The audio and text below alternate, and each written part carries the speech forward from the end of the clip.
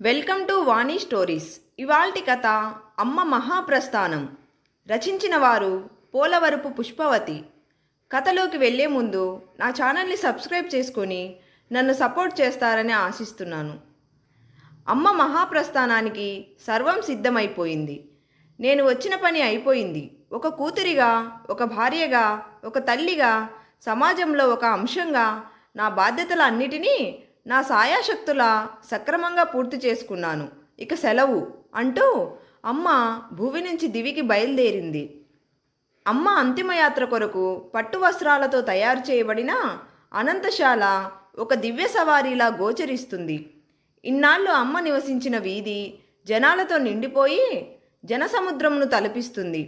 ఏడుపుల ఘోషతో నాలుగు దిక్కులు హోరెత్తుతున్నాయి. అమ్మ చేసిన సహాయ సహకారాలను తలుచుకుంటూ తను చేసే పనులను కొనియాడుతూ జనాలు అమ్మను పదే పదే స్మరిస్తూ ఉన్నారు. కొంతమంది పెద్ద ముత్తైదువులు అమ్మకు స్నానాది కార్యక్రమాలు పూర్తి చేశారు. తెల్లని చీర కట్టి అనంతశాలలో పద్మాసన భంగిమలో కూర్చోబెట్టారు. అక్కడ ఉన్న ప్రతి ఒక్కరూ రెండు చేతులు జోడించి అమ్మకు అంతిమ వీడ్కోలు చెబుతున్నారు. ఆడవాళ్ళంతా అమ్మ పాదాలు తాకడానికి పోటీపడి మరీ ముందుకు వస్తున్నారు. ఆమె దివ్య ఆశీస్సులు పొందడానికి ఎగబడుతున్నారు. ఇదంతా చూస్తున్న నాకు ఎందుకో ఏడుపు రావట్లేదు.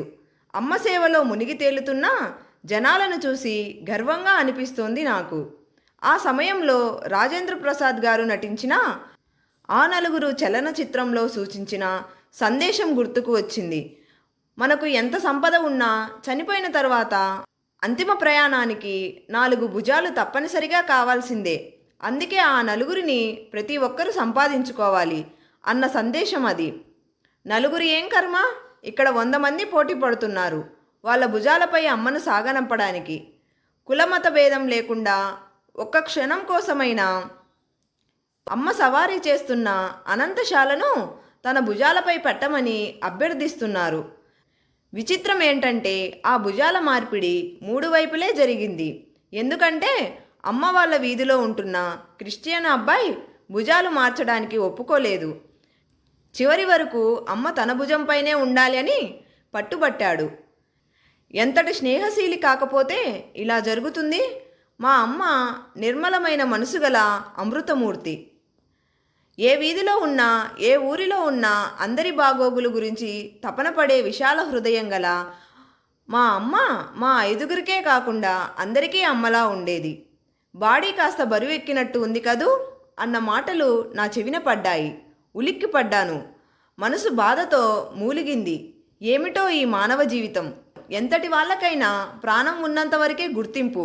ఆ జీవుడు శరీరాన్ని త్యజించిన మరుక్షణమే అంతవరకు ఎంతో అందమైన శరీరాన్ని బాడీ అని సంబోధిస్తారు. అమ్మని అలా బాడీ అనడం నాకు ససేమిరా నచ్చలేదు.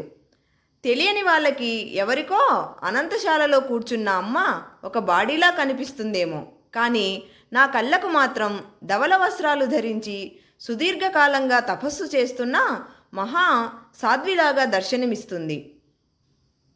నిజమే కదా, అమ్మ జీవితం ఒక తపస్సుతో సమానమే. ఎప్పుడో తన 14వ ఏట తనకంటే రెట్టింపు వయసు గల వ్యక్తితో పెళ్లి పేరిట ముడిపెట్టించేసి కన్నవారు సాగనంపేస్తే మనోభావాలను వ్యక్తపరచడం కూడా తెలియని వయసులో ప్రారంభించిన అమ్మ జీవిత ప్రస్థానం ఈరోజు మహాప్రస్థానంగా చివరి అంకానికి చేరుకుంది. భవసాగరాన్ని ఈదుకుంటూ అలుపెరగని పోరాటం చేసి తను అనుకున్నది సాధించి అమ్మను చూస్తుంటే ఈ క్షణం ఎంతో గర్వంగా ఉంది. అమ్మ కోరుకునేది ఒక్కటే, చిన్న వయసులో పెళ్లి వల్ల అత్తగారింటిలో తాను పడిన బాధలు తన కూతుర్లకు రాకూడదు. అలాగే పేద పిల్లలుగా బంధువుల దృష్టిలో చులకనగా చేయబడుతున్న తన బిడ్డలు ఎప్పటికైనా అందరూ మెచ్చుకునే విధంగా జీవించాలి. మరోవైపు పిల్లల్లో ఏ ఒక్కరూ నైతిక విలువలను వీడకూడదు. ఇది అమ్మ కోరుకునే ప్రధానమైన అంశాలు. తను అనుకున్నది సాధించింది అనడానికి మేము 5గురమే సాక్షులం. నైతిక విలువలు అంటే పంచప్రాణాలు మాకు. కటిక పేదరికంలో కూడా అక్షరమనే ఆయుధాన్ని మా చేతికి అందిస్తూ ఎన్ని ఆటంకాలు వచ్చినా ఈ ఆయుధాన్ని మాత్రం విడిచిపెట్టకండి అని అమ్మ చెప్పిన ఆ మహామంత్రమే మా అందరినీ ఒక గౌరవప్రదమైన స్థానంలో నిలబెట్టినట్టు చేసింది. ఈ రోజుల్లో ఒకరికి ఉద్యోగం రావడం గగనం. అయితే మీ పిల్లలందరూ ఉద్యోగస్తులు అయ్యారు. నువ్వు చాలా అదృష్టవంతురాలివి అని ఎవరైనా అంటే మా పిల్లలు మంచివాళ్ళు, చిన్నప్పటి నుంచి కష్టపడ్డారు, అందుకే ఉద్యోగాలు సాధించగలిగారు అని అనేదే తప్ప అనే మాకు సరైన మార్గంలో నడిపించిందని ఎప్పుడూ గొప్పలకు పోయేది కాదు. 20 ఏళ్లకే సంతానము, ఆర్థిక కష్టాలు చవి చూసిన అమ్మ అప్పుడే మా కోసం ఒక ప్రణాళిక సిద్ధం చేసింది. ఆ ప్రణాళిక సాధన కోసం నిత్యం శ్రమించింది. తన కృషి, పట్టుదల, కష్టాలను ఎదుర్కొనే అమోఘమైన శక్తిని చూసే మా లక్ష్య సాధనలో మేము ముందుకు నడవగలిగాము. ఒక గౌరవప్రదమైన జీవితాన్ని సొంతం చేసుకోగలిగాము. అసలు అమ్మ గొప్పతనానికి చెప్పడానికి పదాలు దొరకటం లేదు నాకు. పిల్లలకు నచ్చజెప్పడంలో అమ్మ మహాదిట్ట. మా తోటి పిల్లలు పేచీలు పెట్టి వాళ్ళ అమ్మా నాన్న చేత ఖరీదైన బట్టలు, ఆట వస్తువులు, బొమ్మలు కొనిపించుకునేవారు. అలాగే సినిమాలకు, షికార్లకు కూడా వెళ్ళేవారు. కానీ మా తమ్ముళ్ళు పేచీలు పెట్టే దాఖలాలే లేవు. నేను అక్క కాస్త పెద్దవాళ్ళం, కానీ తమ్ముళ్ళు చిన్నవాళ్ళు కదా, వాళ్ళు కూడా ఎప్పుడు పేచీలు పెట్టరేంటి అనుకుండేవాళ్ళం నేను, అక్క. ఒకవేళ ఎప్పుడైనా స్థాయికి మించినది ఏమైనా మేము అడిగితే అమ్మ చిరునవ్వు చిందిస్తూ వినేది. ఆ తర్వాత తన మాటల గారడీతో ఎలా హిప్నోటైజ్ చేసేదో కానీ మేము కోరిన కోరికను మర్చిపోయేవాళ్ళం. తీర్చగలిగేవి ఎప్పుడూ కాదనేది కాదు అమ్మ.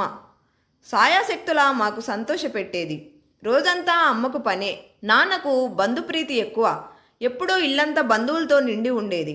ఇరుగు పొరుగు వాళ్ళు మా ఇంటిని ధర్మశాల అని పేరు కూడా పెట్టేశారు. స్వతహాగా అయితే నాన్నగారు చాలా మంచివారు, ఏ దురలవాటు లేని వ్యక్తి, మహాజ్ఞాని. కానీ ఆయనకున్న బంధుప్రీతి వలనో ఏమో కానీ కాస్త ఇంటిపైన బాధ్యత, శ్రద్ధ తక్కువే అని చెప్పాలి. నాన్నగారికి అమ్మ ఎప్పుడూ ఎదురు చెప్పేది కాదు.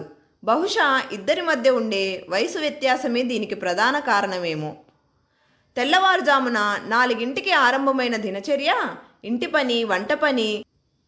మళ్ళీ అందరూ పడుకున్నాక అమ్మ ప్లాస్టిక్ వైరుతో బ్యాగులు అల్లేది, ఉన్నితో స్వెటర్లు అల్లేది. అక్కకి నాకు బాధ అనిపించేది. అమ్మకి అడిగేవాళ్ళం, ఎందుకమ్మా రోజంతా పని చేశావు, మళ్ళీ ఇప్పుడు ఇది ఎందుకని? అమ్మ చిరునవ్వుతోనే ఎదురు ప్రశ్న వేసేది, మరి పండక్కి మీ అందరికీ కొత్త బట్టలు వద్దా? నాకు ఏమనాలో తెలిసేదే కాదు. కానీ అక్క మాత్రం అనేది, కొత్త బట్టలు లేకపోతే లేదు, నువ్వు పడుకో అమ్మా అని. అమ్మ మా ఇద్దరిని బుజ్జగించి నిద్రబుచ్చేసేది తప్ప తన పని ఆపేది కాదు.